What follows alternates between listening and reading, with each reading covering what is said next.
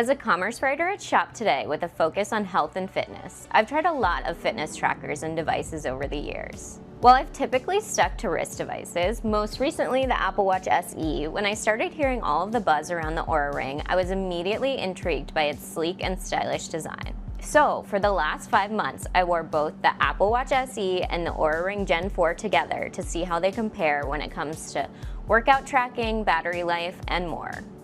Let's start with the Apple Watch SE. The Apple Watch is a great all-around device. It's perfect for the person who wants to track their workouts, monitor their heart rate, and access shortcuts that can help make everyday life easier while staying connected. It allows you to do everything from buying your morning coffee to tracking the insights of your latest gym session. The watch pairs seamlessly with your iPhone, so I often use it to perform tasks that I typically need my phone for, like setting a morning alarm. It will buzz on my wrist to wake me up, reading texts, and even taking calls. But of course, the most common thing that I use the watch for is checking the time, which you can't do with a ring.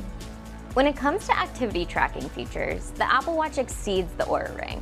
Because it has a screen, you can start and stop your workouts as you are doing them and monitor your stats as you go, which is pretty much essential for me as a runner since I like to monitor my pace and distance during a workout to know when I need to run faster or slow down.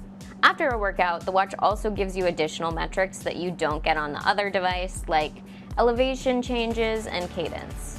Both the Apple Watch and the Oura Ring track similar health metrics like heart rate, respiratory rate, sleep, and more, and as far as I can tell, they provide pretty accurate data.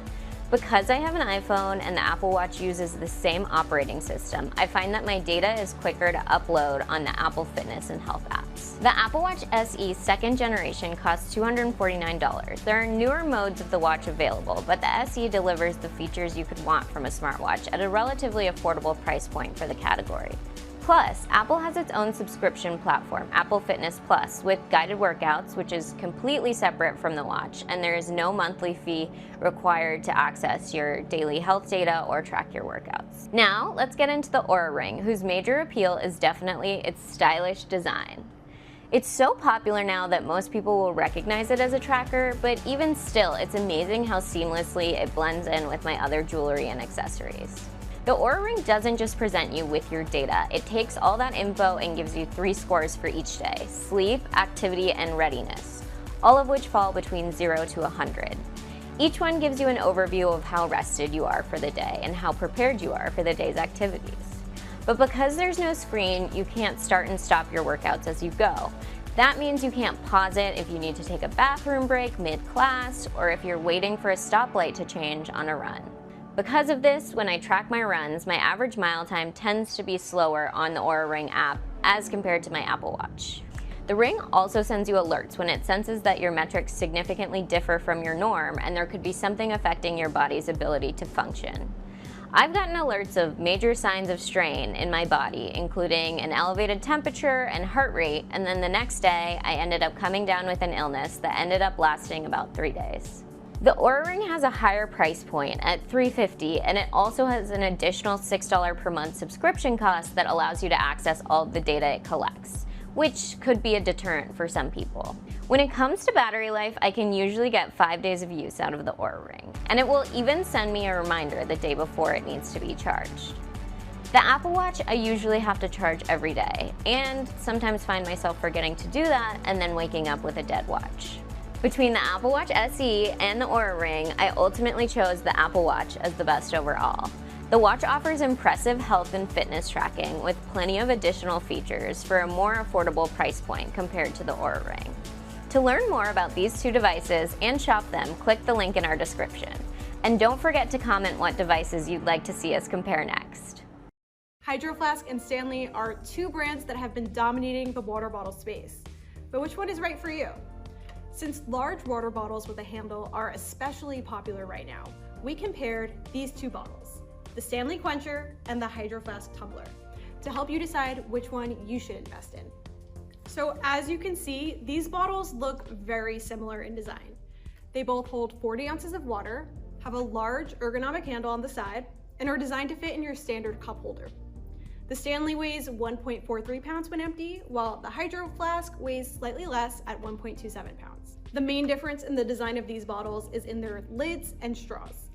Stanley's lid twists on and its straw is made of plastic, while the Hydro Flask has a press-in lid that has a flexible silicone straw attached to it, which is softer on your teeth if you're somebody who has a habit of biting their straws. Both bottles have a stainless steel exterior and double wall vacuum insulation that's designed to keep your drink cold for hours. We completed a series of tests to see how they stacked up against each other in terms of leak resistance, insulation, and durability. First up, the spill test. We filled both water bottles to the top with water and knocked them over 3 times with the same force.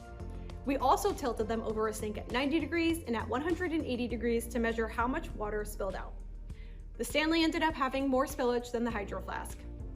Next up, the installation test. We filled each water bottle up with the same amount of ice cubes and water and took note of the starting temperature, which was the same.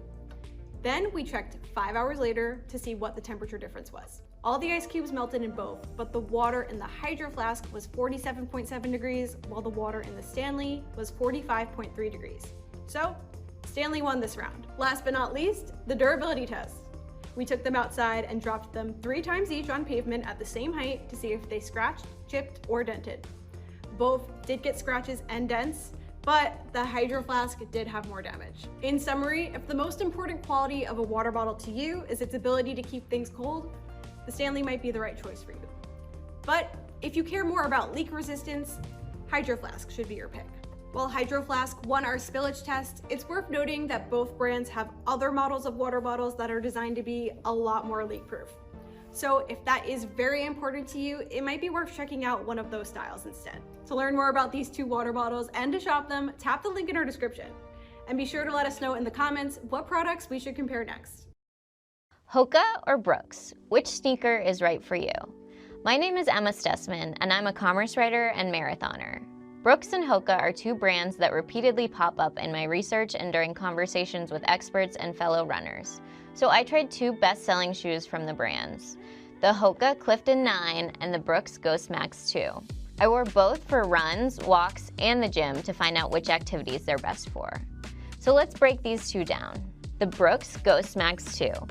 These are some of the most cushioned shoes that Brooks offers. They feature a glide roll rocker that curls upward at both the heel and the toe, which according to the brand adds some additional protection for your ankle joint.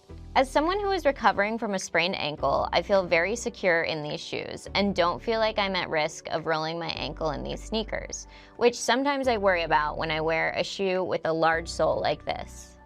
Compared to the Hokas, they have a slightly wider base under the heel and raised sidewalls along the sole, which helps create a more stable foundation. Now let's take a look at the Hoka Clifton 9.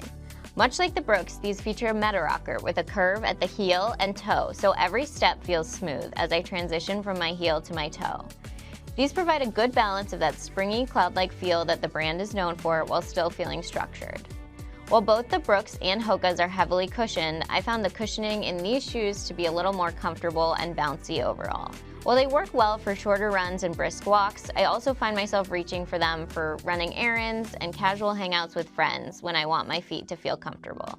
Neither of these shoes would probably be my go-to for strength training workouts as they're a little too bulky. However, I feel more comfortable and less like I might topple over while doing squats and lunges in the Hokas because of the slightly smaller sole. But for running and walking, both shoes offer a very similar level of comfort and support that keep my feet feeling pain-free. So the best option for you will depend on your personal needs. In my opinion, if you're looking for a cushioned supportive shoe, you really can't go wrong with either pick.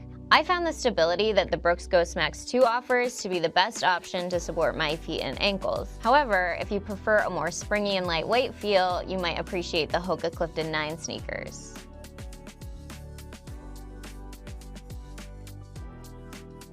To learn more about these shoes, head to the link in our description.